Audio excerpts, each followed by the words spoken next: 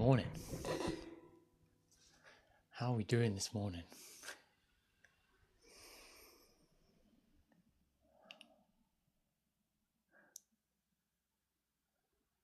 Hey Mon, hey Mal.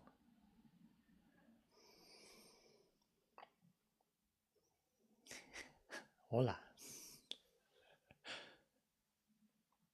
¿Qué tal? Bringing up some of the old Spanish there.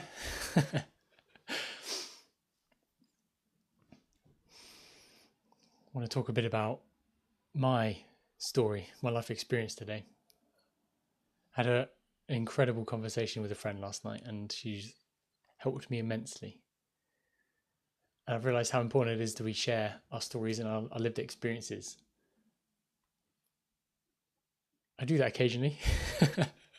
I think sometimes there's a lot of fear that comes up about being honest about the struggles in life and what we've gone through, and sometimes there's mistakes we make, right? There's things I've done in my past that I'm not very proud of, and I don't really want to talk about because sometimes I'm afraid. I'm afraid of what people might think about me.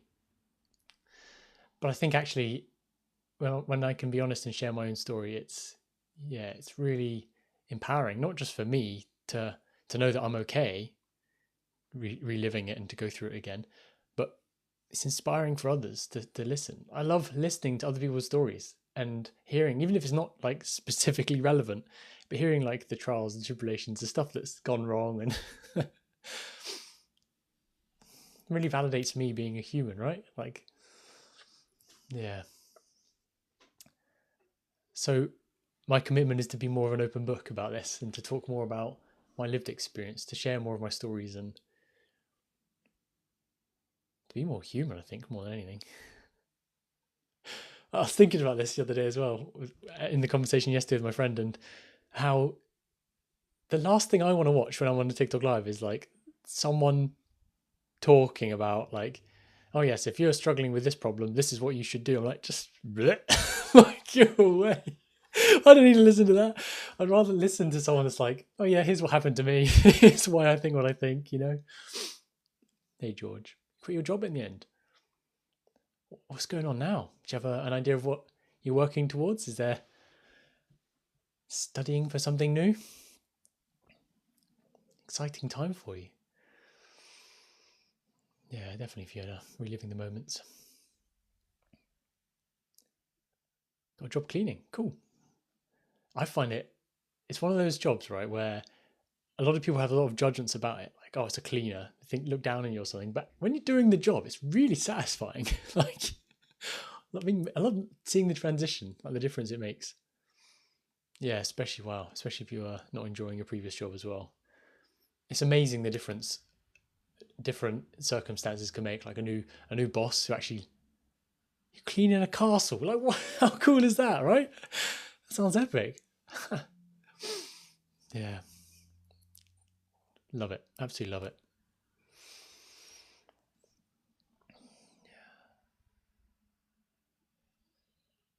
Oh yeah, I remember you saying about the girls stealing. Yeah, and bullying you. Yeah, we like trying to call them out, but then they like got really aggressive towards you. Chris, my wall is a. Every time I get asked this, I'm like, the the tub of paint is literally sat in my garage. It's from Wix. I know that much. I'm pretty sure it's like 803 or something on the color. But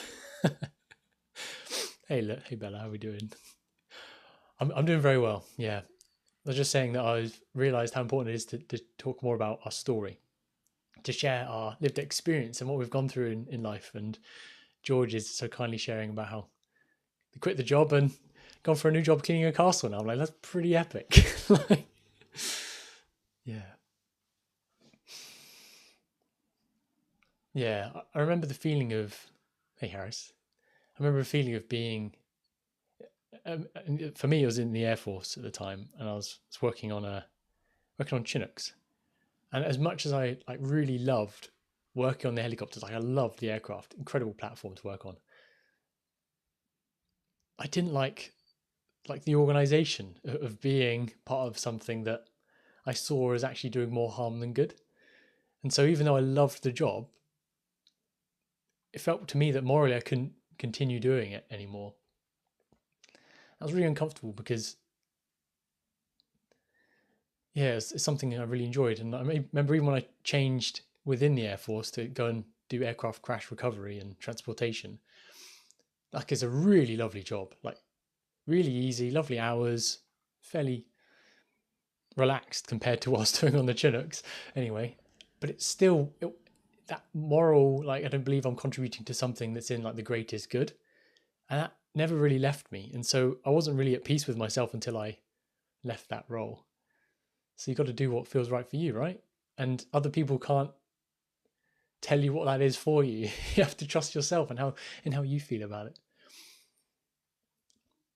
Hey Bambi, good to see you again with your your same mood and comment. Hey Bella, I've always known I've had it for the past 3 years. Diagnosed epilepsy. I had a seizure yesterday. Yeah, I'm sorry to hear that. Yeah, I can't relate to the experience of a seizure personally.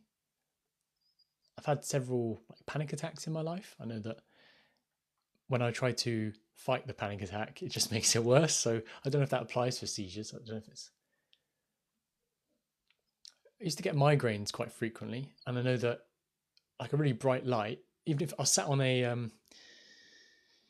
don't know, working in a COVID vaccination centre, of all things, imagine, and I sat on a table and the light reflected from, it was like in a gymnasium sort of thing, it reflected off the table. And I must have been quite stressed. I know that for me, migraines are kind of caused by stress. That reflection of the light kind of triggered that migraine for me. So I don't know if it's a similar thing for seizures, you know. Yeah. Hey, Sunflower from Cebu City in Philippines. Fantastic. Yeah. Helena, life's feeling very heavy for you today. Yeah, is there a lot on your mind? Is that the heaviness?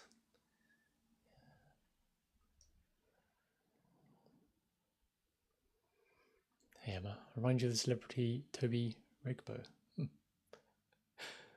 I'm not him. Not that I'm aware of anyway. Maybe when I fall asleep I turn into someone I'm not. I don't know, who's a bit like a werewolf. I don't think so. Yeah. Yeah, I do. Hey MTail, what does finding purpose mean to me personally? Yeah, great question. To me, it's not like a thing I'm seeking. I'm looking for purpose in my life. Like, does anyone actually look for purpose? I think it's more of an internal feeling that you want to feel. So if I have like a sense of purpose, it means like I'm feeling quite fulfilled about what I'm choosing to do and I'm enjoying it. If I'm showing up to, in my job, for example, in the past, and I've shown up and was like, what's the point? Why am I doing this? Oh, the money's all right. Yeah, it's fairly easy, but I don't want to be here. If that's my feeling, then I'm going to want to find a new purpose, right?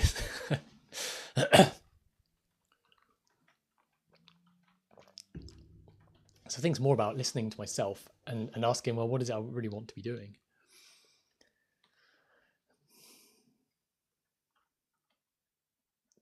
I see a lot of the time I try and have tried to find my purpose outside of myself. Like I need to be going doing something differently and need someone to tell me what my purpose is.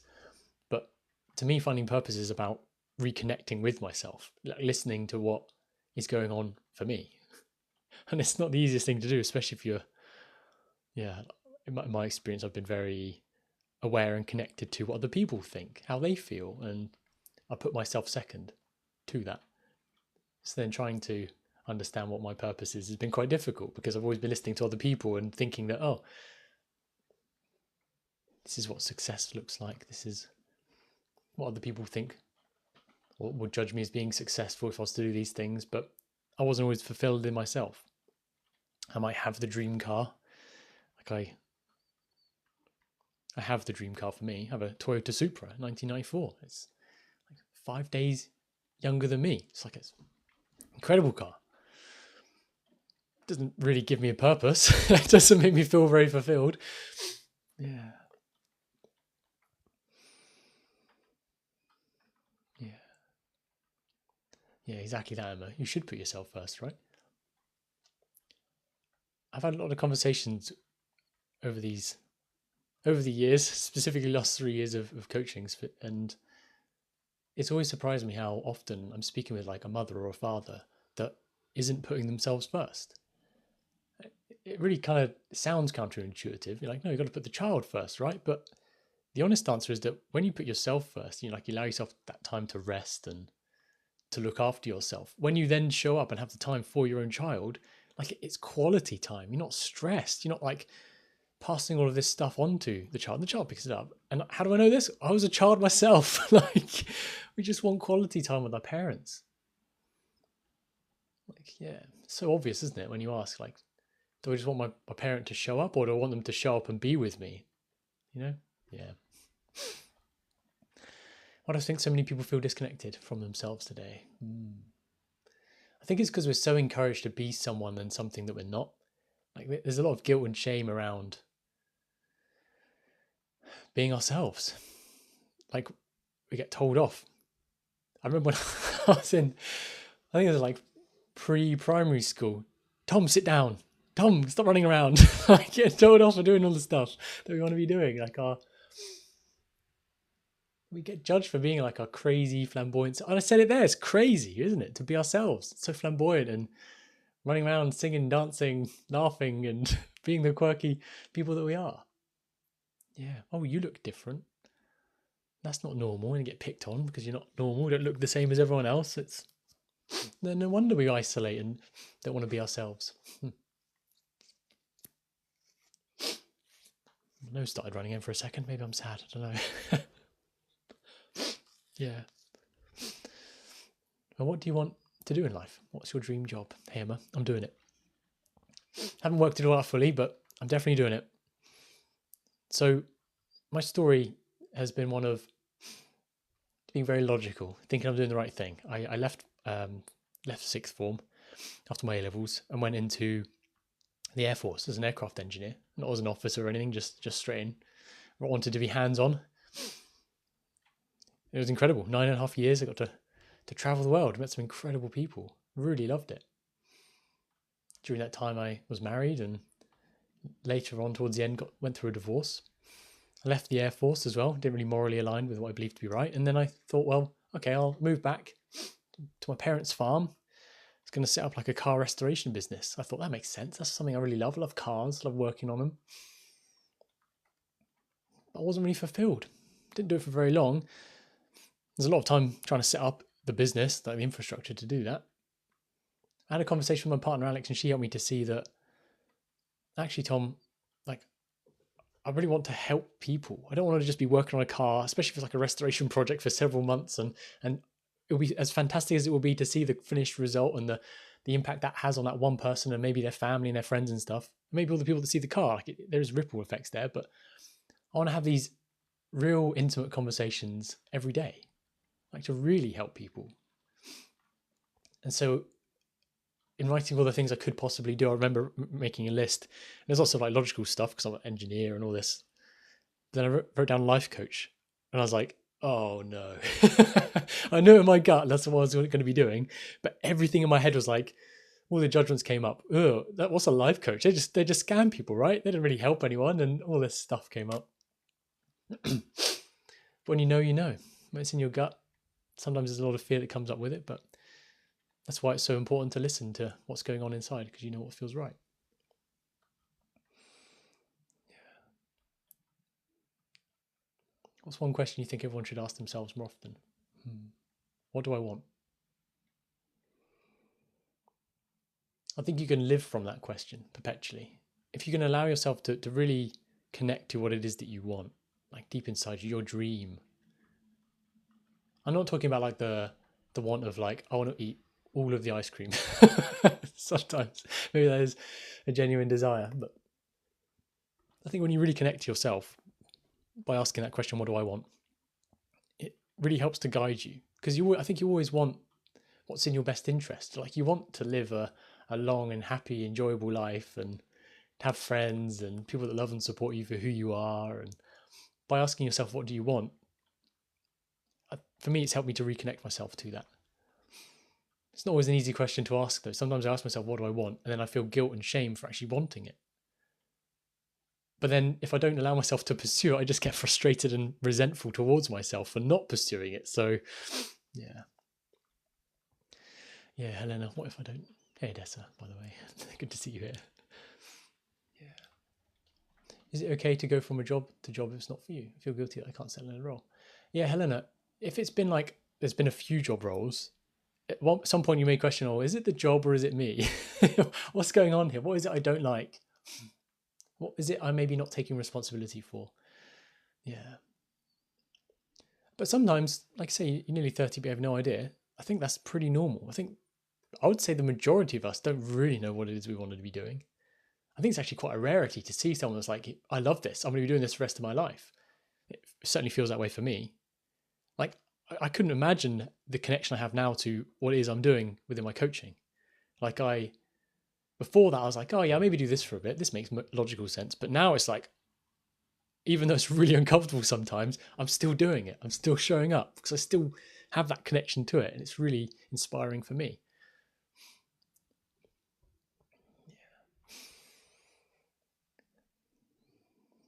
Hey, Katrina. I've been coaching for 3.5 years.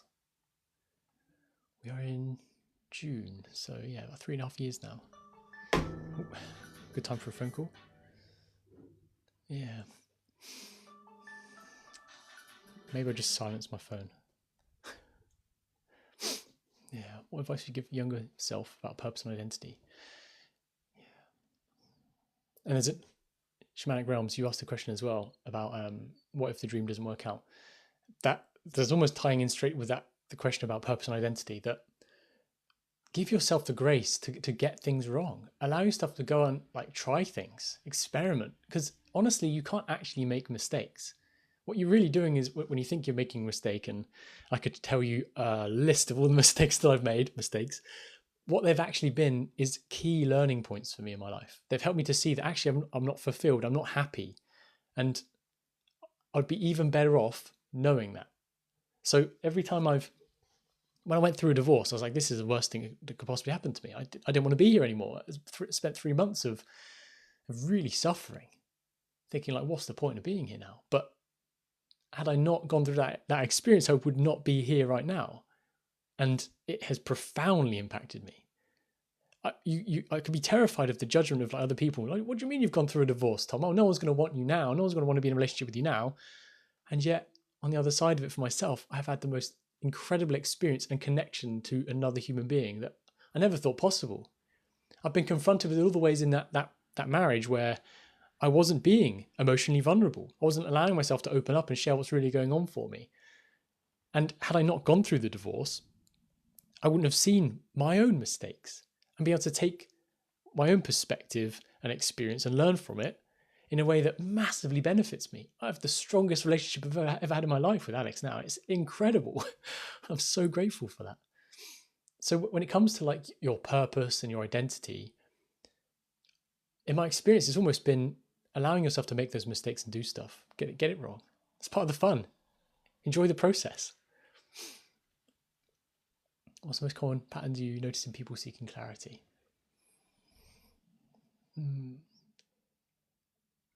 A lot of the time, the reason why we're seeking clarity is because there's like a discomfort in being where we are. Like, I wouldn't be seeking clarity unless there was something I wasn't happy with right now, you know? And I see that is often the case. Like, I'm not happy right now, but I don't know what it is I should be doing or I could be doing. And there's sometimes a bit of frustration, especially if it's been that way for a while. So I say that's quite common there.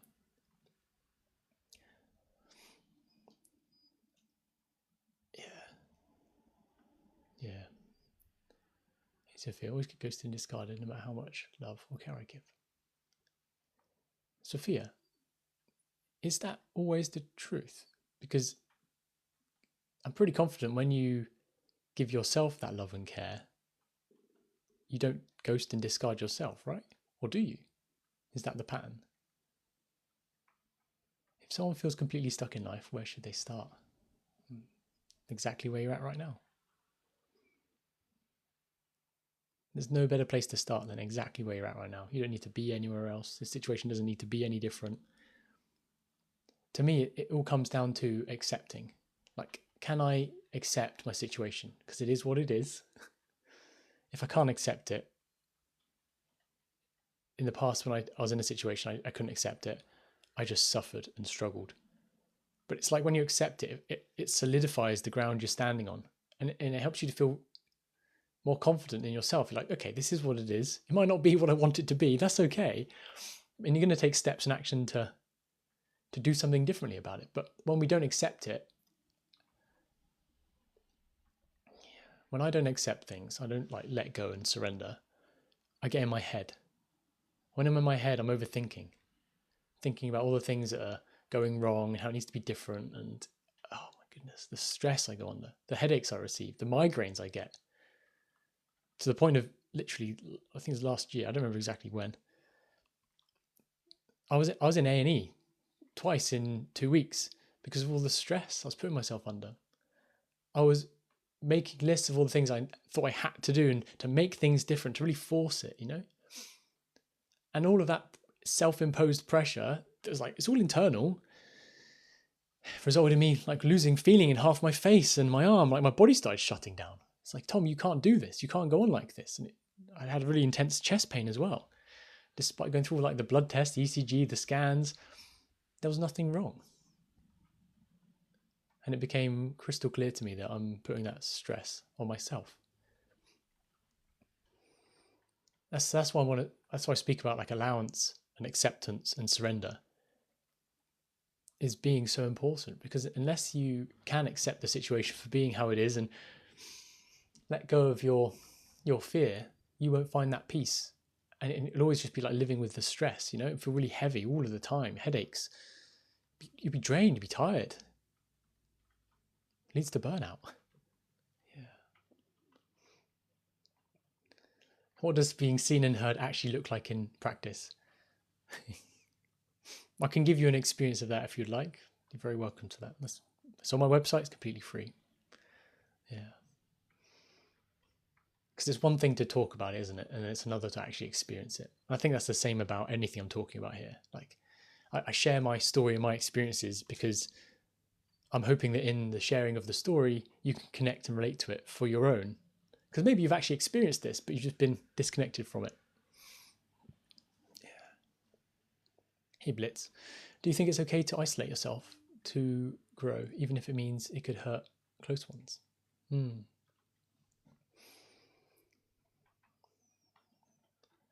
So when I left the Air Force after 9.5 years, I was really suffering. I didn't seek much help from anyone. And I shared a bit about an experience I had with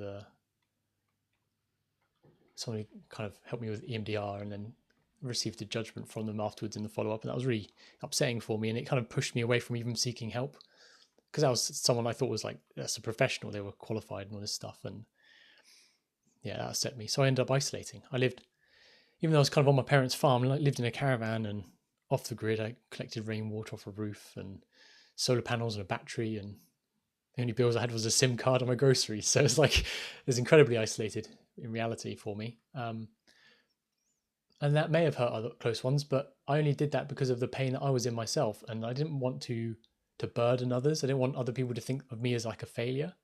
So I was trying to work it out for myself. But what I see now that pain I was feeling wasn't just mine to go through, and that when I could talk about it and share it with others, it got a lot easier really quickly for me. So that year of isolation I spent, I quickly came out of because I saw the value of community. I saw how important it was for me to talk about what's really going on for me. Otherwise, it's very easy to like keep it in your own head. You internalize it. You want to isolate. You blame others for how they're making you feel, but actually, it's much more important that we take responsibility for how we're feeling, and we can do that by talking about it, sharing it with others. There's so many incredible human beings out there that just want to hear and support and love you. Yeah. What is one misconception people have about self-discovery? Yeah. That with self-discovery, that you have to do anything. Like, I have to go and push myself, or whatever words come up for that. Like, self-discovery is naturally, it's just going to happen. As you live your life, you're going to discover more about yourself. So you don't need to put pressure on yourself. You don't have to go and do that fancy retreat somewhere and go to all these seminars or read all the books. You don't have to do anything. If you just live your life and you allow yourself to ask yourself what it is that I want and you follow that, you'll discover so much about yourself. It's kind of like giving yourself grace, allowing yourself to be with things that come up when they come up, and be curious about yourself. What's going on there? I wonder why I'm feeling like that. That's interesting. It's an interesting thought. Noticing it rather than getting carried away with it. Yeah, Sophia, accepting God's plan and wisdom is so comforting. It's a concept that not many people get, right? It's, what do you mean? What's God? What's God's plan? How do I connect to that wisdom?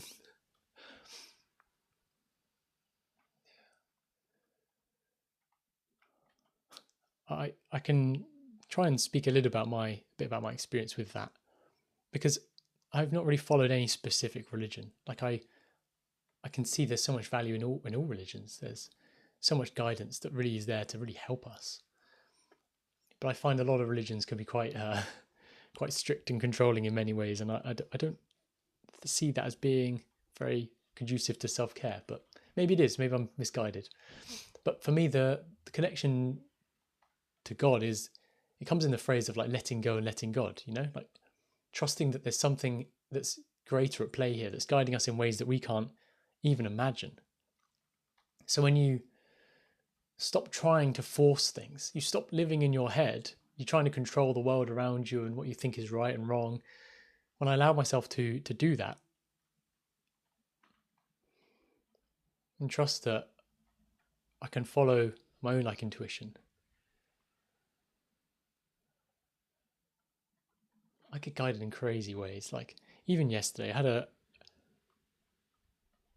was walking my dog Teddy, and I don't normally like taking my phone with me because it's always like a distraction. But for some reason, I took my phone with me on this dog walk, and during the walk, I had a thought about sending a voice note to someone, and I just sent it. Didn't question it. I didn't get in my head about it, because normally I'd overthink it. I'd be like, why am I sending a voice note to this person? I wouldn't normally do that. I wouldn't say these things normally, blah, blah, blah. I just sent it. And then within 2 minutes, I got a voice note response, and it was like, Tom, I can't believe you've just sent this to me. I've experienced exactly the same thing today. That's such a crazy coincidence. I really appreciate your voice message. I'm like, I couldn't plan that. I couldn't think about this stuff. And I think that's the point for me of giving yourself grace to not have to force stuff. Trust yourself. Allow yourself to do the things that feel right for you at the time. And don't I say don't overthink. That's something to do then, isn't it? But just let go of needing to control it, Yeah.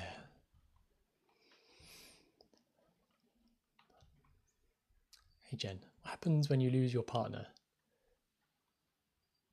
your job, and lose your job and it'll start from ground zero?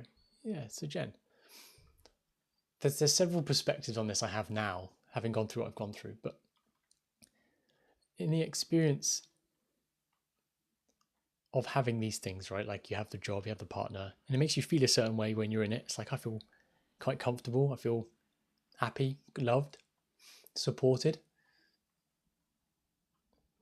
Sometimes we actually I need to lose those things. I needed to lose my marriage. I needed to lose my career to connect to something even more important.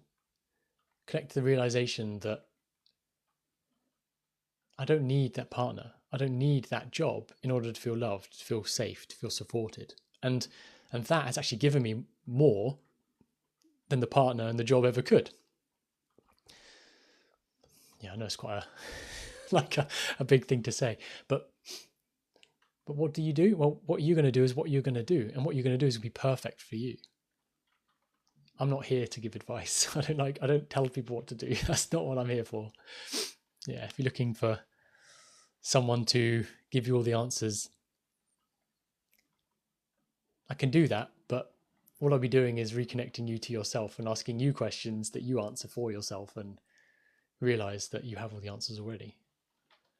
That's what self-confidence for me is all about, seeing that I don't need to rely on others or put someone on a pedestal because they all know all the answers. I have that connection to my own answers inside myself, and it's a really liberating thing to realize. That's like the core of being a confident person, trusting yourself and Yeah.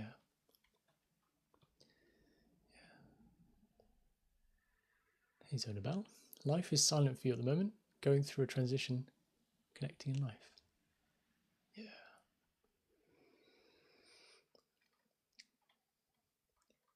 Sometimes the situation can look like there's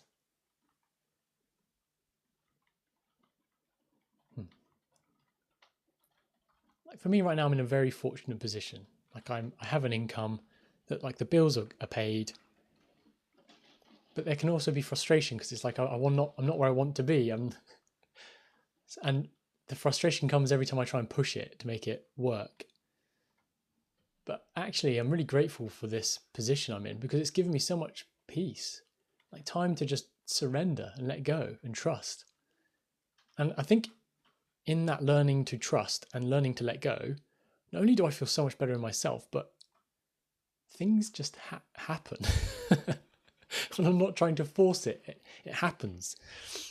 And I think there's a real beauty in that. So if you are in that time of like, in your perspective, transitioning in life, give yourself that grace, allow things to unfold naturally, you know? Yeah. Yeah, Sophia. Think about God is one. Yeah, I think there's a real frustration that lives inside me when I see like someone who has an identity of one religion and then they speak to another religion as if there's lots of judgments about them. You're wrong, my way's the right way, your way's the wrong way. It's kind of like having like football teams and just squabbling between yourselves. My team's better than yours. It's like you're trying to yeah. What if it's all the same thing? Yeah.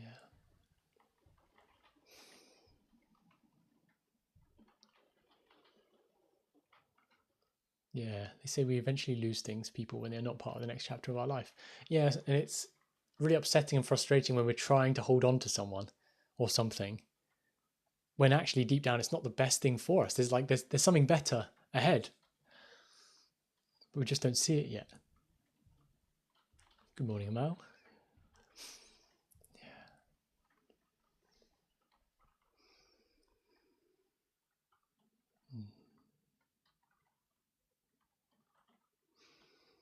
Yeah, it's a real peace in trusting. Yeah, without that trusting, it's like everything's so forced, right? Thank you. I'm only best because you're the best, right? You can see it in yourself and you're putting that onto me, so thank you. Yeah. Hey, Puddle. What do you think about the state of being on hold? Do you think that's negative or positive? Yeah, it's exactly how you think it to be. If you are on hold and you're like, oh, this is really frustrating. I want to be doing more. I want my life to be more chaotic again because that's what you've known and it's familiar and that's maybe what love looks like for you. It could be quite a frustrating thing that you then judge as being, I'm in a negative place because I'm on hold. But I guarantee you, wherever you're at in your life right now, when you look back, you'd be like, oh, I see why it was the way that it was. And I needed to go through what I'm going through right now. Sometimes it helps having a conversation. It helps me when I have a conversation with someone who's kind of been through what I'm going through because it helps me to pick up the lessons sooner. And I find that I'm then not on hold for as long. The analogy I'd give is like you kind of know someone at the call center that you need to get hold of. And so you're not in the waiting list for as long because you have the number you can directly dial. You know, like it's kind of like that. A bit like a cheat code, I suppose, in life. Yeah. Just be aware of your own judgments about it though. Like, oh, I'm feeling really upset and frustrated because it feels like I'm stuck in my life. Yeah. The thing that I've found difficult is asking myself what it is that I want. That's been very difficult for me. Like even connecting to that. Because so often other people take priority and I'm more worried about what other people think and I invalidate what I even want. So there's lots of like emotional stuff that gets in the way of my own wanting of things. But then at the moment I really do connect to it, what I found difficult is trusting that I can have that connection to it, set that goal, that desire, and trust that I'm going to be motivated in that direction in the right ways. Because I always think that I have to control it. I'm like, this is my dream. Does this help me get towards that? And I like have to then use my head a lot. And I get very stressed about it. I overthink things and end up with headaches and migraines and things, right? So there's a real freedom though in trusting that when you feel motivated or called to do something, even if it doesn't make perfect logical sense, it's always in your best interest. Yeah. You say, Shay. I said, did it automatically then? Yeah, man, I am doing great. I had some roast potatoes for dinner last night and I thought of you and I was like, these are banging. Life is good. I'm feeling great. Had a wonderful conversation yesterday. Someone who really helped me to see how much I've been like struggling, just trying to force stuff. And how important it is for me to be speaking more about my own story and to go through the fear of sharing, you know? Yeah, potatoes cure all. Right, exactly. Hey, distant memory. Start with peace, everything else follows. Yeah. It's interesting. I know I said I don't follow any religion, but I think growing up like with Christianity around me, those words for some reason seem to stick with me more often. Like I can relate to it more. I think that's just being a product of our environments, right? It's just, it is what it is. Yeah. And for me, the start with peace, everything else follows. It's like the thing that came up instantly then, if you are Christian, this may help you. It's like seek first the kingdom, then all else is added unto you. And the kingdom is like, you allow things to be as they are, you surrender your own like perception of it needing to be differently. And in that peaceful state, then things just naturally unfold. It's definitely a practice, right? Start with peace, everything else follows.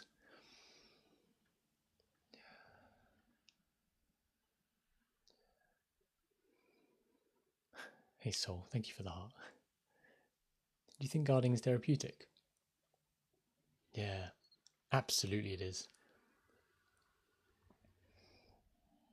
I think about one of the studies I read about like the microbiome content within soil and how when you get your hands like in the soil, you are picking up on the goodness of it. And you get like, I don't know if it's purely like a chemical release. I don't know the biology behind it. I'm not going to pretend that I do, but it's incredibly therapeutic and how it makes you feel. And I think anything being out in nature is incredible. You don't need me to tell you that. I think you've experienced it yourself, right? Yeah, Fiona, like grounding. Yeah, incredibly grounding if you're out there in nature. It's very relaxing. I personally can really connect to the sound of the birds. When I hear the birds singing, wherever I am, even last night, I was staying up till about 10:30 in my office, just sending an email. And my window was open and I heard an owl. I don't normally hear an owl here in Weston. And I heard an owl and it was so calming. Like such a lovely thing to listen to. I don't know if that's just me. Yeah. So good. So good for you. Yeah, get off the internet. Just put it away and get out there in nature. It doesn't even matter what the weather's doing. Ilya, did you say Western? Yeah, I did. Literally touch grass, right? So common, so cliche, but pretty much it. I'll be saying hug trees next, right? Yeah. Bridgewater, fantastic. Yeah.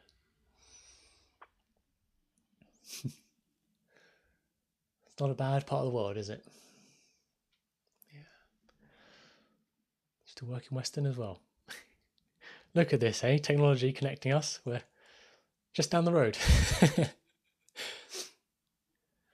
Yeah, spending time in nature is free therapy. Beautiful way of seeing it, right? Yeah, I want to share a bit of my experience because I had a session of EMDR when I was going through something really traumatic. I was a part of a team that was collecting like a plane wreckage from an aircraft crash. And I really had a memory of it. I'll tell you the story. I'm okay to tell it. So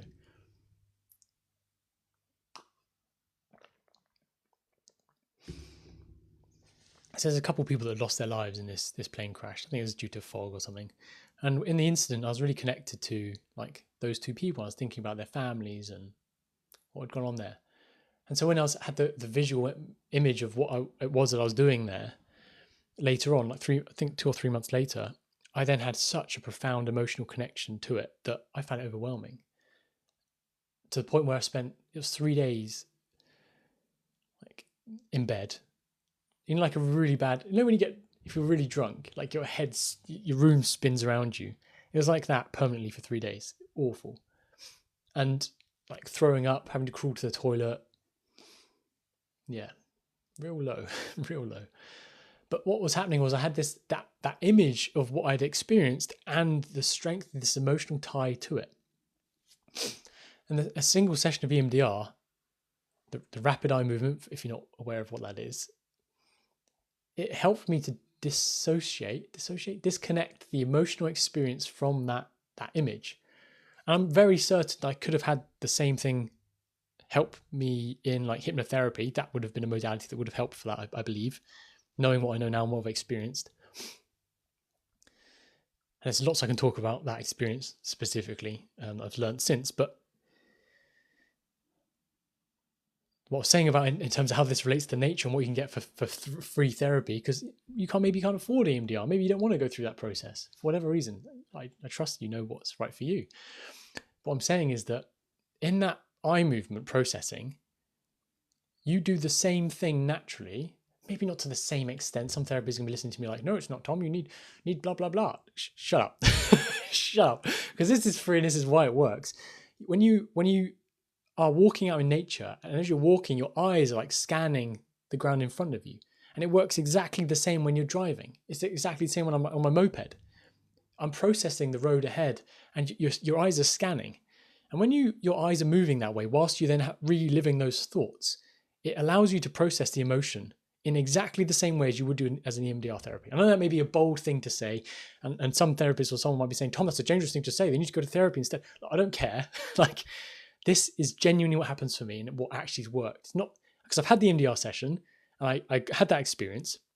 And now when yesterday, day before yesterday, I was feeling really angry and really upset. Like anger to the point of like, I wanted to like hit something. I was so angry. I said to Alex, I was like, I need to just go out. I don't want to like do something stupid here. So I just went out on my moped for a little ride. By the time I rode to the beach, which is literally like 10 minutes away, the anger was completely gone. And I'd had a revelation about why I was even angry, because I was thinking about it the whole time while I was riding. And maybe that's not the safest thing to do. Maybe you're going to judge me for that. I don't care. It's up to you. But genuinely, it really helped me. Really, really, really helped me. I'll tell you exactly what happened with that anger. I was getting frustrated because, oh man, this is heavy. It's quite fresh for me still. So I'm frustrated because I was having a judgment of myself that nothing I do was ever good enough. And throughout the whole day, I was trying to do things, but in the background, I was saying to myself, nothing I do is ever going to be good enough, so what's the point? So there's this internal battle going on of nothing I'm doing is ever good enough. Yeah, I'm really trying my hardest for it to work. And because that nothing I do is ever going to be good enough, what's the point of even trying? It was just crushing me and keeping me like small and not doing the things I want to do. And when I realized that, I got quite upset about it, but I haven't felt angry since. And I've been able to be so much more compassionate towards myself and see the innocence in why that's even there in the first place, because it keeps me safe. If I don't put my 100% effort into something, I can't be disappointed because I haven't tried my hardest. You know, it's a way of protecting myself. But the frustration is that I'm not trying my hardest. And I know that deep down. And I really want to. But that thing was stopping me. So yeah, I hope that's interesting or useful for you to maybe see or reflect upon for yourself. Yeah. Yeah, Sophia. And normally, Sophia, when someone says something like that, like it's just the moon phases or something, I'll be like, oh yeah, whatever. But maybe that's part of the letting go, and there's more at play here than we even realize. Like, I say this because I think it's very easy to get stuck in our ways and thinking we have all the answers, we know the right thing in our minds, right? And something I Sophia has helped me to question that, has been like, well, if we're mostly water and the tides are so significantly affected by the moon and its position, why wouldn't we be affected by it as well, right? So what a crazy thing to say, but that's the logical connection I think that is worth considering. Maybe we don't know the effect it has on us. Yeah, Fiona, exactly. Yeah. Hi, Nicholas. Good to see you. Yeah. Regina, I think green means life. When I see you all in desert, I feel depressed and mad. Yeah, I don't know if there's like something deeper going on there for us. Like we'd have some sort of deeper conditioning as an animal, I suppose, would. Like a swift or a swallow knows its migratory path to where it needs to fly and when to fly there. It doesn't have an app on its phone telling it what it needs to do and when it needs to do it. It just knows, right? And so maybe trusting our own intuition more and seeing like the color green and how that makes us feel and reconnecting to these things for ourselves without needing to be told. Maybe that's the real value there, Yeah.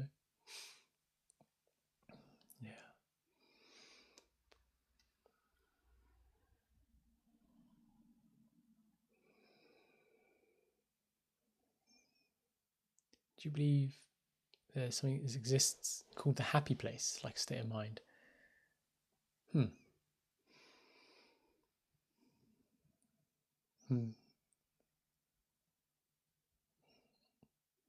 I don't think happiness is like a state we can like be in like permanently. Do you know what I mean? Like you can't stay there all the time. I don't think that's realistic. I think happiness becomes available to me when I'm more surrendered. I'm allowing myself to feel how I'm feeling. Like I'm choosing to be kind, loving, considerate towards others. Sharing that, trusting that if I feel a certain way, I want to be following that, doing the things I want to be doing, and I feel really happy. But I know that when I'm surrendering, allowing myself to just feel how I'm feeling and things to come up, sometimes I'm really quite emotional, quite sad. But on the other side of that, I feel so much better. So yeah, maybe happiness is a state of mind that's just like a gift to us if we give it the right circumstances. Yeah. Nicholas, I used to procrastinate a lot for your study. How to welcome that? Ooh.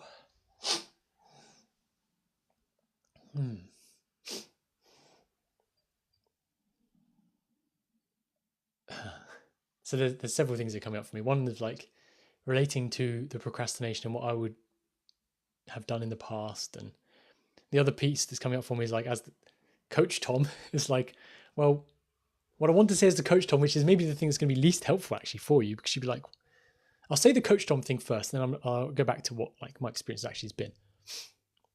Like, procrastination is there for a reason. Like, you procrastinate because it does serve you in a way.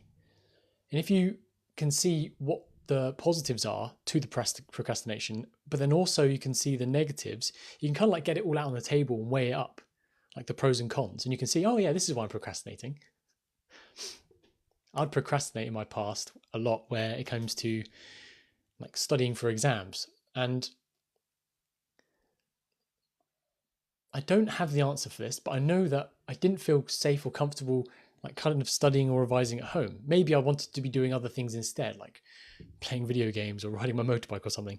But I would procrastinate doing any sort of like study and homework at home until it came to like 2 days before, the night before the exam or the homework was due. Then I'd be like, oh, I need to get this done. So the procrastination helped me to keep enjoying my life and doing things I really wanted to be doing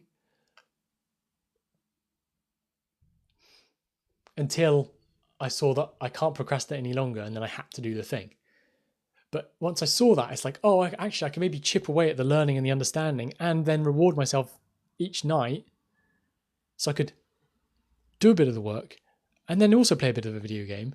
And I felt calmer overall, knowing that at the end I wouldn't have to do the last minute study to go through the exam or whatever it was. So that's how it's helped me to have the pros and cons and just to see what's actually going on, because then I can alter what I'm doing. hopefully that's useful for you. What I will say is, if you want to have more of an in-depth personal conversation about it, then feel free to book that via my site. Yeah, there's my site is just like a standard calendarly thing. It's completely free. We're not going to talk about like needing to work with me or anything. Just 30 minutes of us hashing it out. It's hearing what's going on for you.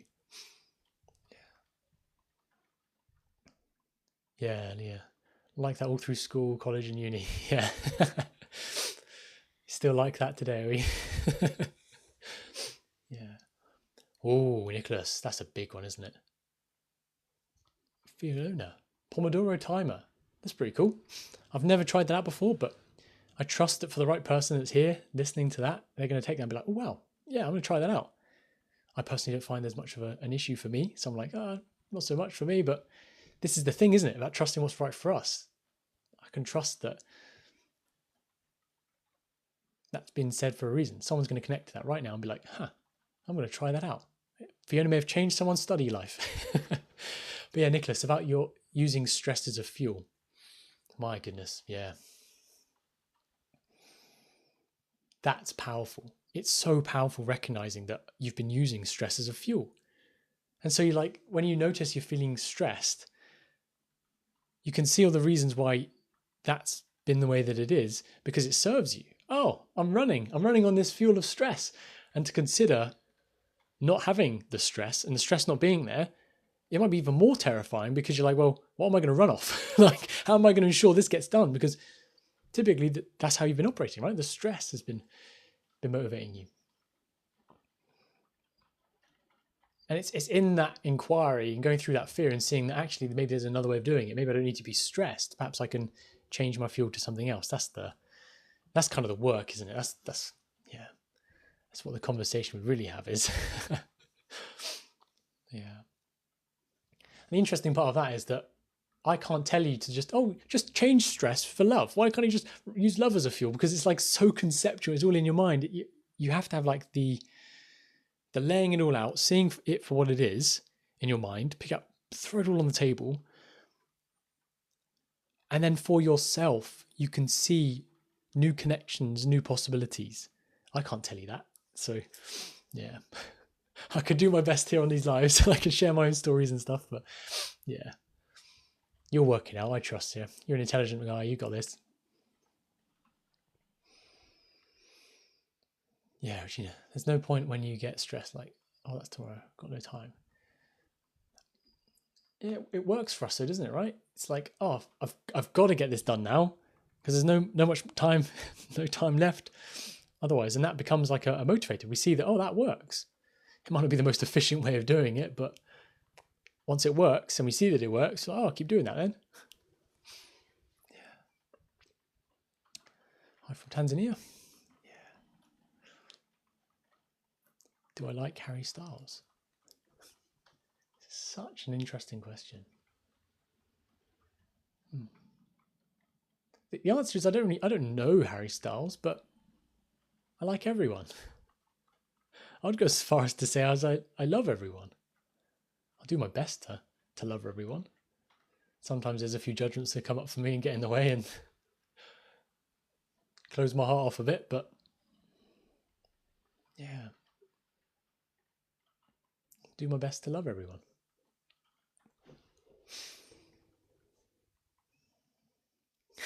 That's something Harry would say. Sophia, I don't know my date of birth. I know my date of birth. I do know my date of birth. I don't know my time of birth. So yeah, it would just be guessing, you know. Yeah, I would like to learn more about it though. A friend had asked me about my astro chart, and I think there's a human design thing as well. I was worried for me. Yeah. When were you born, Tom? Oh, I love this. I love the game of like allowing people to try and guess like what astrology sign I am. And if you only found your time through the hospital, that's really cool. I may give them a ring or send an email or something. Oh, actually, no, I may have asked my mum this. I think she may have asked or sent an email already. So I'll check in with her actually. Check in with mum. That's a good thing to do anyway, isn't it? Give mum a phone call. Yeah. I don't even know my name.